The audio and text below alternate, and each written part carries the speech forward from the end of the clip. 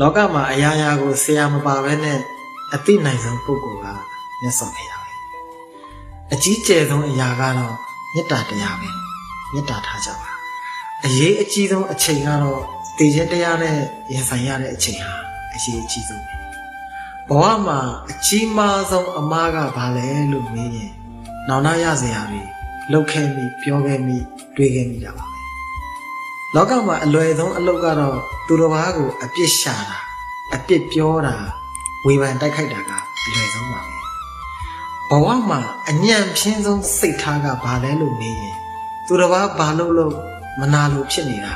သူတစ်ပါးအောင်မြင်တာကြည့်ပြီးတော့မနာလို့မရှုစိတ်ဖြစ်နေတဲ့စိတ်ထားကိုပိုင်ဆိုင်ထားရင်အညံ့ဖြင်းဆုံးစိတ်ထားပဲလောကမှာပိုင်ဆိုင်မှုတွေထဲမှာဘလို့မှသုံးစားလို့မရတဲ့အသုံးမကျတဲ့ပိုင်ဆိုင်မှုကတော့မာနပဲဒါကြောင့်မာနကြီးရင်ဘယ်နာမှသုံးစားလို့မရပါဘူးမာနတွေလျှော့ကြပါဘဝမှာအကောင်းဆုံးလက်ဆောင်ကတော့ခွင့်လွှတ်နိုင်ခြင်း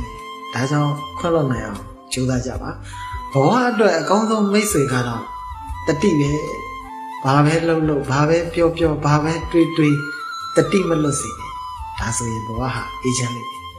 ဘဝမှာအမြင့်မြတ်ဆုံးသောဆရာသမားကတော့သီးခံခြင်းတရားပဲသီးခံနိုင်အောင်ကြိုးစားကြပါနှလုံးစိတ်ဝမ်းငြိမ်း